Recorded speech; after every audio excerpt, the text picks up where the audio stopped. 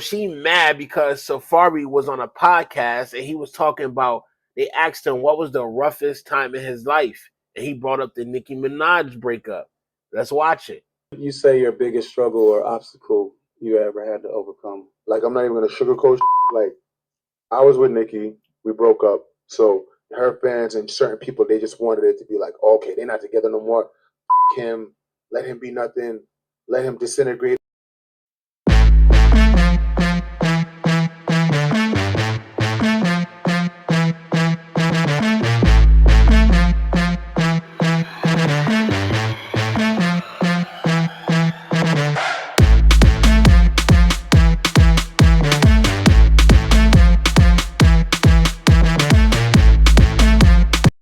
Good as P keep me keep it real. You know, I always try to keep it real. So today we're gonna be talking about Erica Mena and Safaree and how she a bitter baby mother. This shit crazy, bro. But let's get straight into it. So this is what Erica Mena had to say to Safaree. I will forever be embarrassed. I gave sis these incredible, beautiful babies. He don't even want to talk or care about his seeds. This is much online or in real life. So she mad because Safaree was on a podcast and he was talking about, they asked him what was the roughest time in his life, and he brought up the Nicki Minaj breakup. Let's watch it. You say your biggest struggle or obstacle you ever had to overcome? Like, I'm not even gonna sugarcoat. Like, I was with Nicki, we broke up, so her fans and certain people, they just wanted it to be like, okay, they're not together no more. Him, let him be nothing, let him disintegrate, let him disappear, whatever. But 9, 10 years later, 15 TV shows later, a lot of music out later, doors up later, cribs, like, I'm still here. And, some people don't like that. They're like, damn, why not still paying attention to this? When me and Nicki first broke up and she got with Meek, and they were like the biggest in the world, and we was all beefing it. You got to think about it, I had two of the biggest people in the world like against me, so that made everybody be against me. Right, the whole And industry. yeah, so it was like nobody wanted to be next to me. Nobody wanted to like work with me or none of that. So it just made everything hard, and I was like, that was a dark time for me. You know what I'm saying? That really affected you. Do you wish like you had a kept your relationship with Nikki a secret? Even nobody knew until after the fact. You know what I'm saying? Right. There were rules like you guys you couldn't like kiss in person or like show affection. Hell no.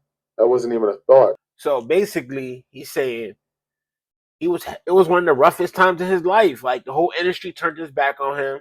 Everybody thought his career was gonna go down. Nobody was really rocking with Safaree. He was basically speaking on his truth. Erica Mena went crazy, bro. She was so tight. Like, why are you so tight? Because he's telling his truth. Like, that's the straight up bitter baby mama syndrome. Like, she was just super tight that my boy out here just telling his truth.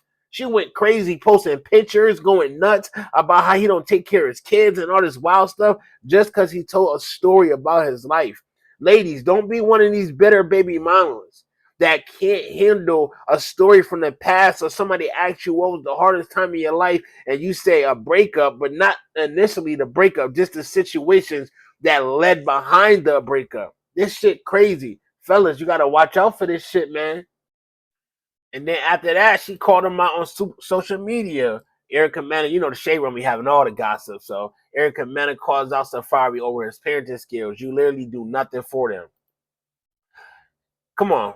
Like, this is crazy. Why would you post a picture of your kids that you take care of, you also love? You show a picture of their hair being all nappy, write this big ass long essay. I've really been sparing you for so long, but enough is enough. You love social media and attention, so here it is. You already go months and times without seeing your babies by choice. Mind you, she's saying all this because this nigga just said what was the roughest time of his life was the breakup with Nicki, and not the breakup, just what led behind it. You already got time seeing these babies by choice. You went 2 months this last go around. You finally pop up at Legends B-Day empty-handed, never offering to pay half for anything like always. You came for a quick once. Every few months, photo opportunities with them and bounce. You finally decide to get this past Saturday Legend came there with his hair braided already. Clearly, it needed to be taken out. But just me assuming since the so-called aunties and grandmas was in town, my baby would be good, right? How is it one? How is it no one thought to take my baby braids out and wash his hair, especially since he was in the chlorine pool? Sis, Safaree. She calls Safaree sis. Like, come on, bro. Like, you wonder why this man don't fuck with you. You calling him sis. You have no problem making sure you're a bad bitch all the time. Why can't my babies be dressed and groomed properly like you do when you have them? A part of being a bad bitch is really taking care of your kids. So this is where I draw the line. You know I can go on for days about this spiteful shit. You don't do for your kids. Just you think you don't do for your kids just because you think a way to hurt me and groom me properly dressing. Your kids every time you have them is just honestly despicable. At the same time, these are your kids, though. You're posting pictures of them looking bad. That falls on you, Erica Mena, as a mother. You sound crazy. And yes, I'm not saying Safaree not supposed to help you out, but don't post pictures of your kids looking bad. Like, what type of mother is that? That just to get sympathy from the public and to hurt this man. Don't do this shit to hurt this man. Do this so it could be some type of real agreement and conversation going on where this shit get fixed. The next picture she posts. The daughter. The hair don't look that bad, but it could look better. She posted dirty braids again.